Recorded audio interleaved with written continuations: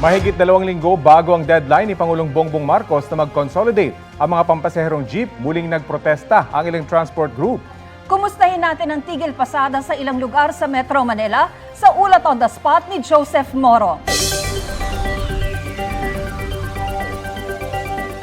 Joseph.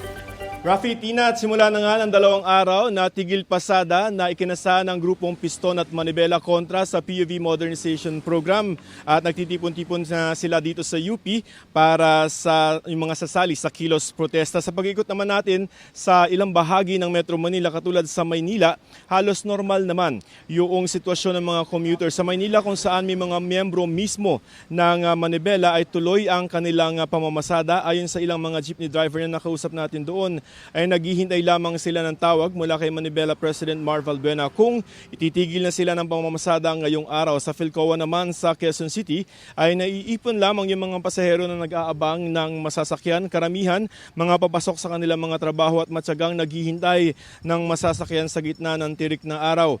Pero may mga dumadating din naman na mga jeep. Ang ilang jeepney driver na nakausap natin na masada lamang daw muna sila ng konti at mamaya ay sasali na sila sa tigil pasada. Dito naman sa UP ay mag-iipon-ipon muna ang mga dadalo sa tigil pasada bago tumulak sa Mendiola mamayang hapon. Ayon sa LTFRB at MMDA nitong nakaraang linggo ay hindi sila nag-aalala na magkakaroon ng malaking epekto sa mga commuter ang tigil pasada, pero ganun pa man ay may nakahanda sila mga libreng sakay. Ayon sa pamahalaan ay wala ng extension yung April 30 na deadline para sa PUV modernization at tutuloy-tuloy na itong programang ito na ilang beses na rin na naudlot. Rafi, Tina?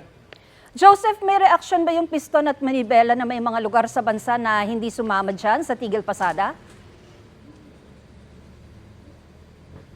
Yung Manibela for example, no, tinanong natin yung sa Maynila, hindi naman daw sa pilitan yung pagpapasali sa tigil pasada. Kumbaga, meron din silang kalayaan no, kung halimbawa gusto nilang mamasada ngayong araw kahit may panawagan yung grupo na magtigil pasada ay kaya naman nilang gawin yon. So yun yung nakikita natin na ginagawa ng ilang mga miyembro, particularly yung sa Manibela na hindi naman nila minamasama kung hindi sasali sa tigil pasada o kung titigil sa pamamasada yung ina nilang mga miyembro ngayong araw, Tina. Okay, maraming salamat, Joseph Morong. May transport strike din ang grupong Piston sa Cebu hanggang bukas. Nagmamarcha sa harap ng LTFRB Region 7 para tutulan ang deadline ng consolidation sa April 30. Hindi naman sumali sa tigil pasada ang mga tsuper at operator sa Isabela.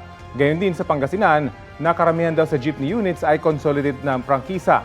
Ayon naman sa LTFRB Region 3, wala ring lalahok na transport group sa Pampanga. Wala rin daw transport strike sa Bicol, Iloilo City at Bacolod City. Magkakaroon lang daw ng noise barrage at candle lighting sa Bacolod para sa panawagang ibalik ang 5-year validity ng kanilang mga prangkisa. Sa Northern Mindanao, malaki rin daw ang tsansa na walang makikilahok sa transport strike ayon sa LTFRB Region 10. Kapuso, alamin ang maiinit na balita. Bisitahin at mag-subscribe sa GMA Integrated News sa YouTube. Sa mga kapuso abroad, samahan nyo kami sa GMA Pinoy TV at sa www.gmanews.tv.